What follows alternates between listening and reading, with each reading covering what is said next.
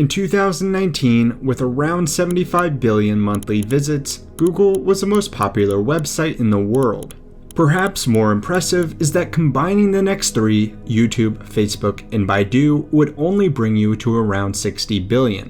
What's less talked about, though, is the magic that makes the internet easy to express our thoughts, share family photos, and for you to like this video. For most people, the internet is no longer a luxury, it's a necessity. Those important things in life like work, staying connected with friends, and subscribing to Compounded Daily are all enhanced through the use of the internet. And yet, while 94% of America has access, most of the world does not. But how those who don't eventually get connected will start to look a lot different.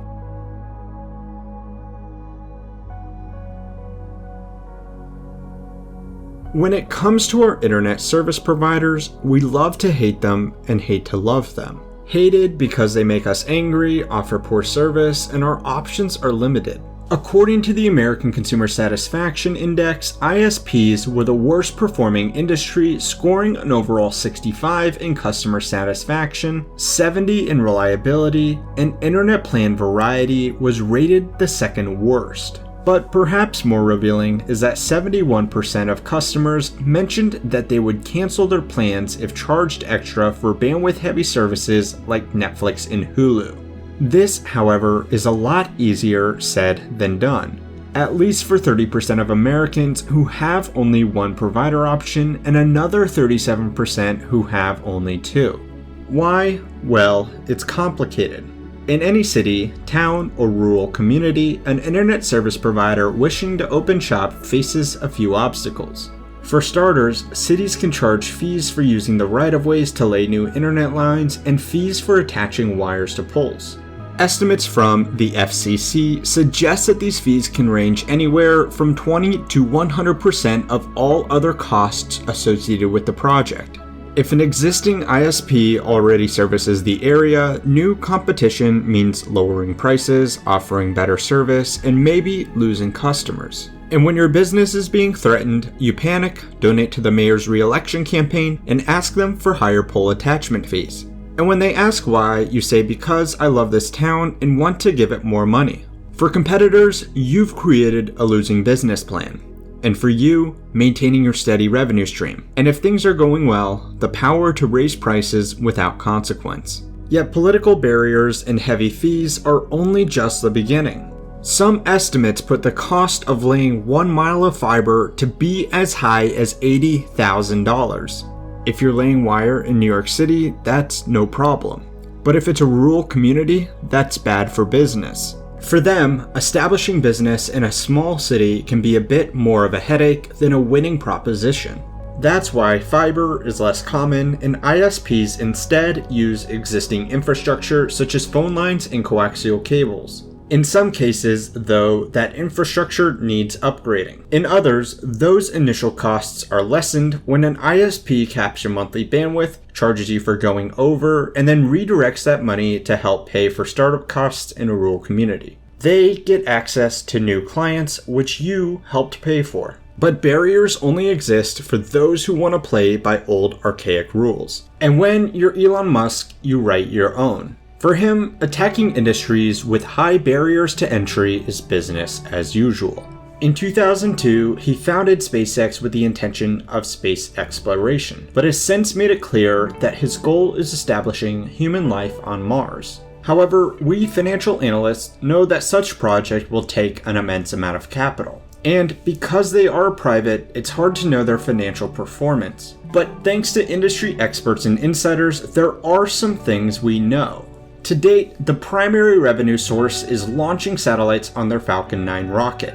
Typically, SpaceX charges around $62 million for a Falcon 9 launch at an estimated cost of $43.4 million if nothing is reused, bringing in a 30% gross margin. In 2018, estimates put revenues around $2 billion. And SpaceX President Gwynne Shotwell says the company is profitable at $270 million in EBITDA, or in other words, net income plus interest, taxes, depreciation, and amortization, giving it over a 10% profit margin. Disclosures to potential lenders question this figure though, specifically with non-core research and development being added back as well as deposits being booked as revenue before actually providing service, not conforming to GAAP standards. However, estimates believe that achieving first stage and fairing reusability at least 4 times could bring a gross margin per launch of over 74%.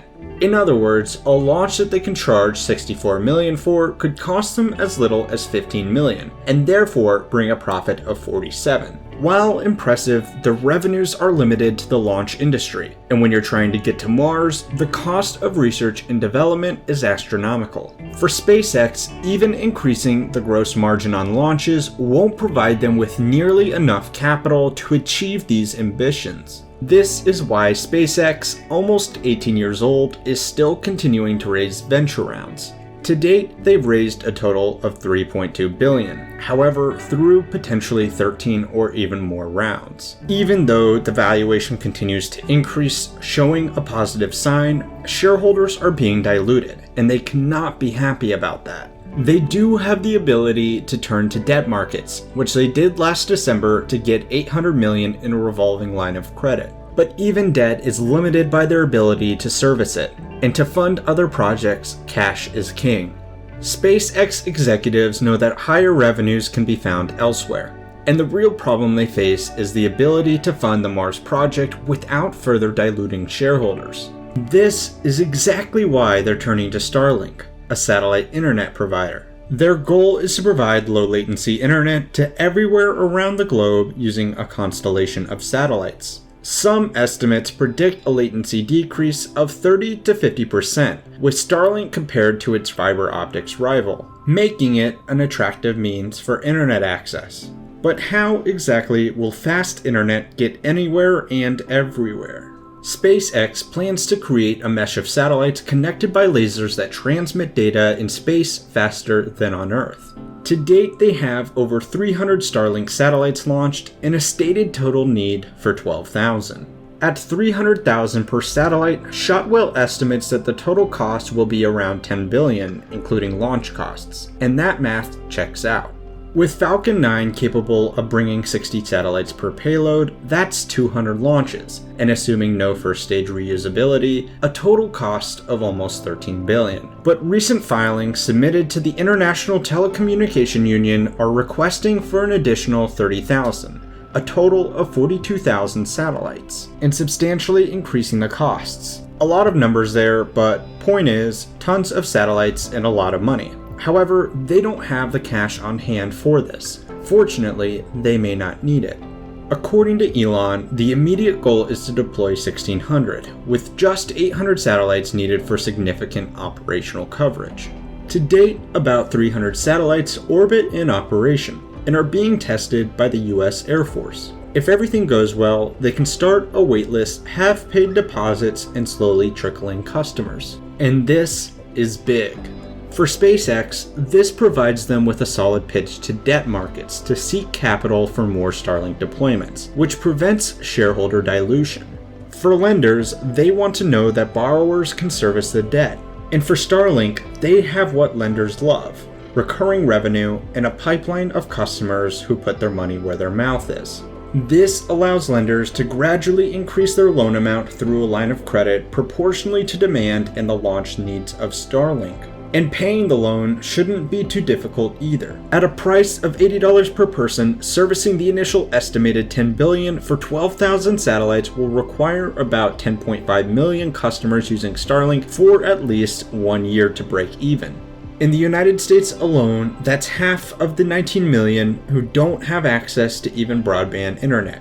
Charging customers $80 per person, though, may not be the right strategy. Instead, the race for customer acquisition might be more important in this industry. Netflix, Hulu, Uber, and iCloud all have one thing in common. That is, that they have the power to easily adjust a thing that we in the biz call a contribution margin. For Netflix, raising their subscription costs by $1 might not be much for you. But for them, who have 167 million subscribers, is an extra 167 million a month. For Starlink, lowering their price to add volume to their network might be the way to go. This brings in more customers, and when switching becomes more of a chore than a necessity, a $10 monthly increase on a $40 per month service is no big deal. And acquiring these customers will be paramount. Unlike our internet service providers today, where upfront costs are tied directly to the area they service, barriers to entry are bound only by one large upfront payment. The upfront costs of deploying satellites to service not just one, but every city makes the economics vastly better than the $130 billion estimated cost for fiber optics wiring alone for 5G. This is why Starlink is facing competition from OneWeb, Telesat, and Amazon's Project Kuiper. However, Starlink has one thing that the others don't. That is SpaceX, and SpaceX owns their own rockets. For the competition, when they pay a company to launch a rocket, the cost includes not only the cost of the launch itself, but also wages, rent, utilities, research and development, and other expenses. For SpaceX, though, they can launch at cost, meaning just paying the cost of the launch. Overhead and other expenses are paid when they provide services to other customers. Even Bezos' own Blue Origin may not see the same vertical integration. And Clay Mowry, VP of Sales for the rocket company, acknowledges that Amazon might have to do what is cheapest. But there's a reason why SpaceX dominates 65% of the market share for payload launches. That's because they are the cheapest. And this is why Starlink has a big advantage. SpaceX controls one of the biggest barriers to the satellite internet industry: access to the cheapest launch source. For the competition, if they avoid using services of SpaceX, their costs will have to be made up for in pricing. And when volume is the name of the game, that's not a winning strategy. As of 2016, SpaceX is forecasting $30 billion in revenue directly from Starlink in 2025. And unlike the rocket launch service, there are no big recurring expenses, creating a huge margin that goes straight to profit with a forecast of $20 billion in profitability.